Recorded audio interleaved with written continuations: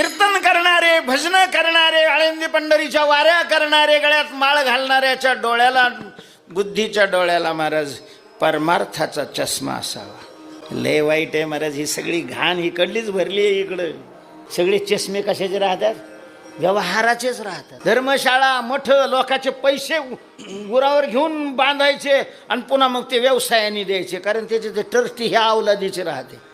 त्याला तिथं सत्य करावे नाही वाटत. तिथं अखंड नामचिंतन, ज्ञानेश्वरी पारायण व्हावं. तिथं अखंड ज्ञानेश्वरी पारायण करणाऱ्याला सगळी व्यवस्था करावी, असं काय हरकत आहे? आळंदीमध्ये असं एकतरी मठ. लग्नाला देवाच्या आळंदीच्या ऐवजी आता लग्नाची आळंदी लावावी काय, अशी परिस्थिती झाली आहे इथं. आणि हे कुणी केलं? हे धर्मशाळेवाल्यांनी केलं. धर्मशाळेवाल्यांनी. असं का होत आहे? त्याचं कारण आहे हे जे चष्मे नाही यांच्या डोळ्याला, ते कशाचे? व्यवहाराचे.